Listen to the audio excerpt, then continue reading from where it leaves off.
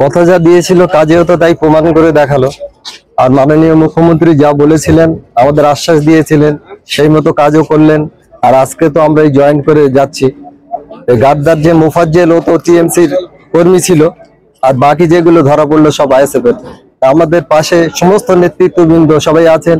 আমাদের এমএলএ সাহেব আমার পাশেই ছিলেন, এখনো আছেন, পরেও আশ্বাস দিয়েছেন আমাদের সঙ্গে থাকবেন। এই আহসানদা আছে, বাহারুলদা আছেন। বাহারুলদা তো প্রচুর পরিশ্রম করছেন আমাদের জন্য, দিন রাত্রে সবসময় খোঁজ খবর রাখে। তো পাশেও থাকবে আশ্বাস দিচ্ছেন। তো আমরা চাইছি যে সমস্ত আসামি এরকম কাজ করছে, রং না দেখে তাদেরকে ধরে দৃষ্টান্তমূলক সাজা হোক, এমন সাজা হোক যেন দুনিয়ার মানুষ দেখে বলে যে এরকম কাজে আর যেন কোনো মানুষ না ঘুরে। আর নেতৃত্ব যারা তার খোলা আকাশে নিজে, তারাও কোনো গাইড ছাড়া যেন ঘুরে বেড়াতে পারে, এটা আমার অনুরোধ। আপনার নাম এবং পরিচয়টা বলুন। আমার নাম আব্দুল কাইম খান, আমি রাজ্জাক খানের মেজদা হই।